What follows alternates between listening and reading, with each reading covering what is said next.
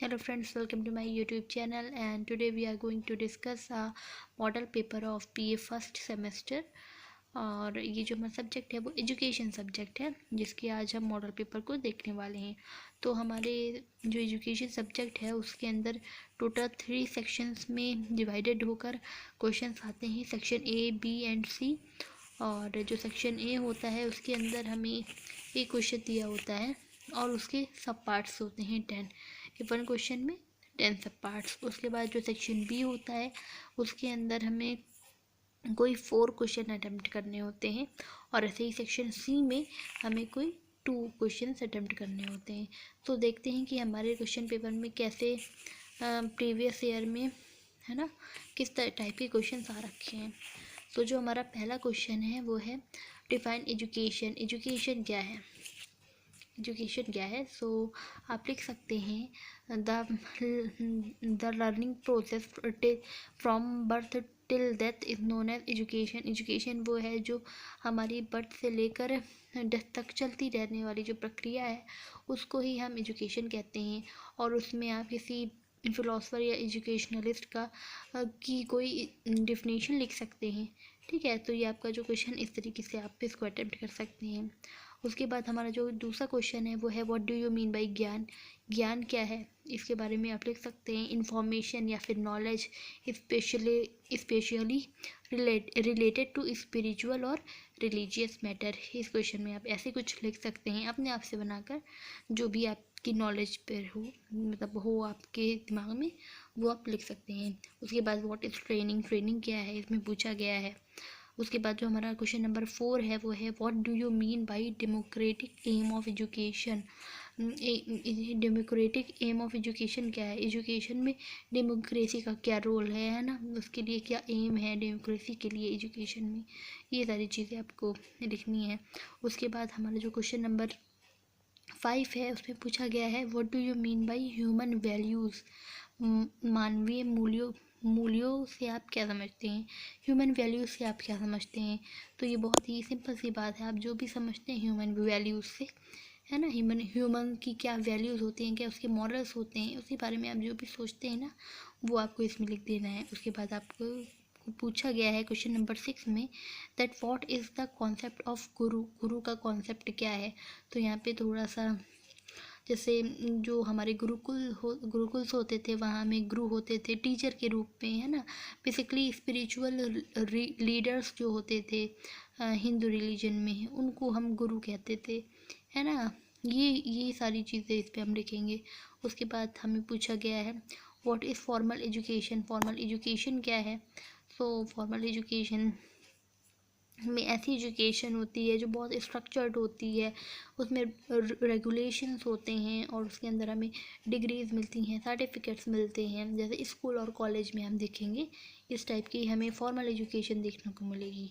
ठीक है, तो ये सारी चीज़ें आप इसमें लिख सकते हैं। उसके बाद हमें पूछा गया है जो हमारा क्वेश्चन नंबर 8 है उसके अंदर है what is objective of higher education.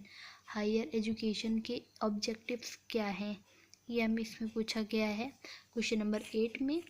फिर हमें जो क्वेश्चन नंबर 9 है उसमें है what is concept of pre primary education. Pre primary education क्या होती है और उसका कॉन्सेप्ट क्या है, ये यहाँ पूछा गया है।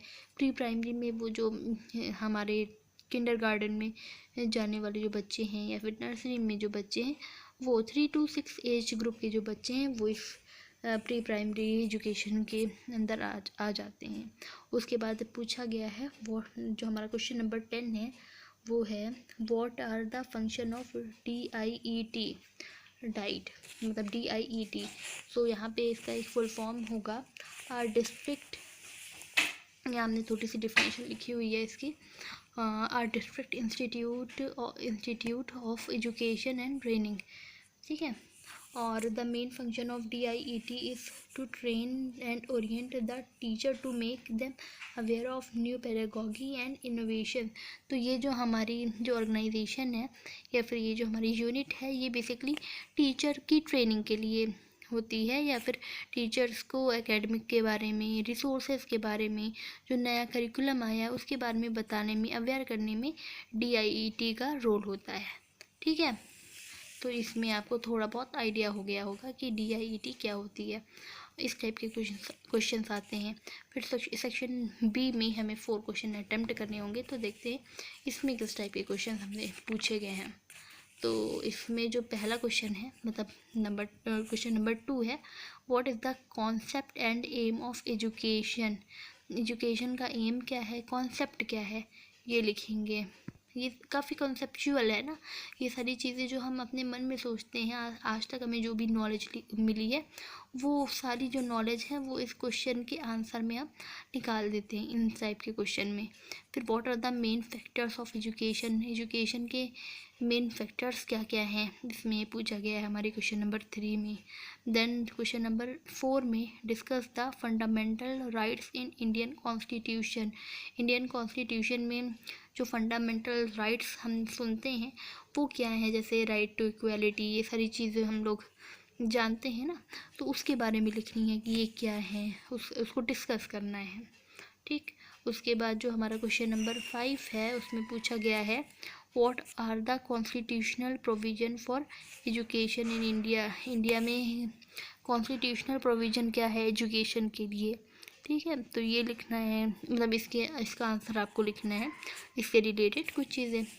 फिर जो हमारा क्वेश्चन नंबर 6 है वो है how does education help for skill development among students. इस जो हमारी एजुकेशन है वो स्टूडेंट्स के अंदर स्किल कैसे डेवलप करती है ना, एजुकेशन के द्वारा हमारे जो स्टूडेंट है उसके अंदर स्किल कैसे डेवलप होती है ना, ये सारी चीज़ें हमें लिखनी है। उसके बाद जो हमारा 7 क्वेश्चन है उसमें पूछा गया है what do you mean about informal agencies of education, explain with example.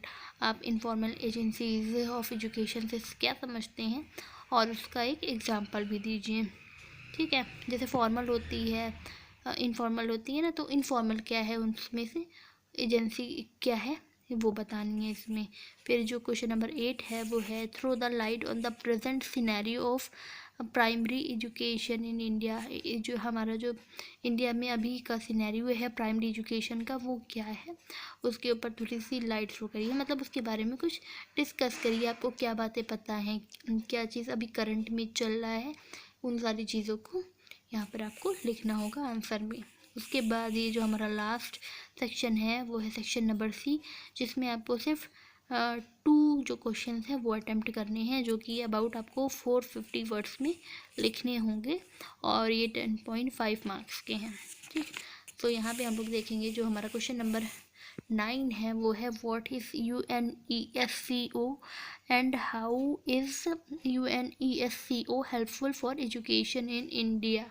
तो ये जो UNESCO है एक तरह की ये एक ऑर्गेनाइजेशन है जिसका फुल फॉर्म है United Nations Educational Scientific and Cultural organisation.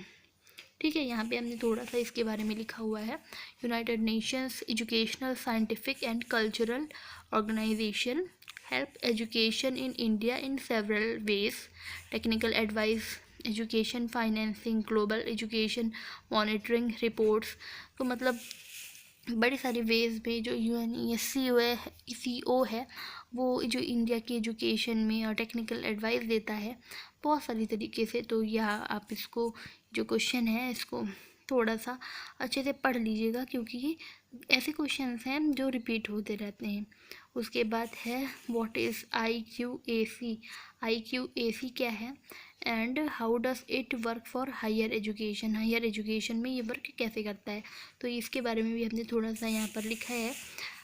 IQAC and internal quality assurance cell is a unit in a higher education institution that helps to improve the quality of education and learning outcomes।